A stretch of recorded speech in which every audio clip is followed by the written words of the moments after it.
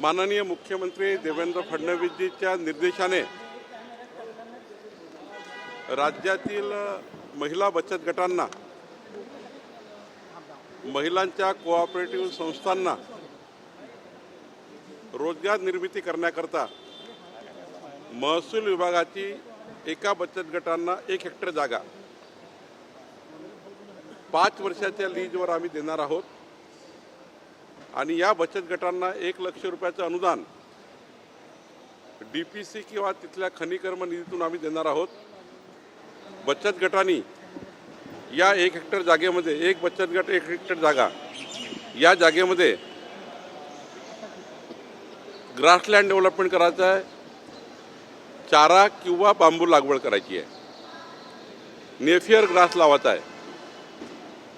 आज जर बचत गटाला आम्ही जर 2.5 एकर जागा दिली, 1 हेक्टर जागा दिली एका बचत गटाला, तर यातनं जे उत्पन्न होणार आहे 4-5 लाख रुपये वार्षिक हे महिला बचत गटाला मिळेल, सरकार घेणार नाही। हे संपूर्ण जो तिथून जो पैसा होईल किंवा त्या चारामधून जो काही पैसा मिळेल तो पैसा बचत गटाला मिळेल। एकंदरीत एका ग्रुपमध्ये 10 महिलांना एका बचत गटामध्ये रोजगार निर्मिती करता मोठा प्रकल्प महसूल खात्याने हाती घेतलेला आहे।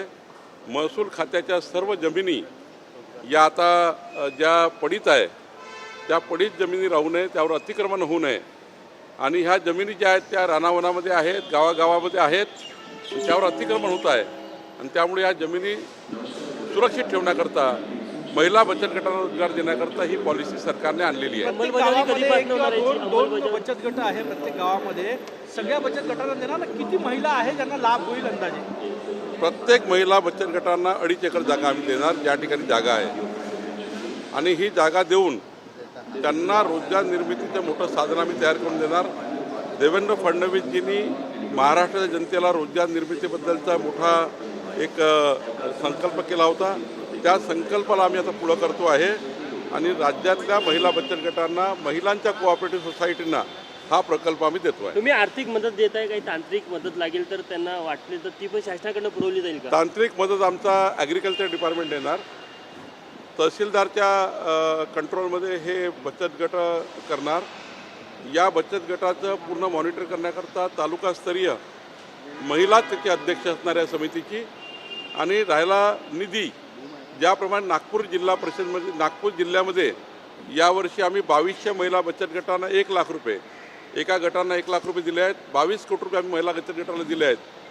काही मायनिंग फाउंडेशनच्या माध्यमातून आम्ही निधी उपलब्ध केला आहे। असाच निधी आम्ही चारा पॉलिसी करता, बांबू लागवडी करता उपलब्ध करून देणार आहोत। राज्यभरात किती महिला बचत गटाला याचा फायदा होईल?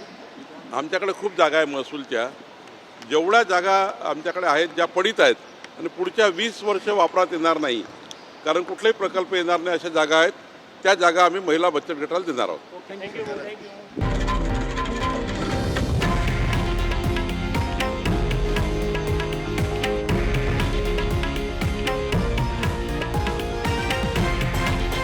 हे आहे देशातील नंबर 1 न्यूज नेटवर्क आणि आपण पाहत आहात TV9 मराठी, एकमेव।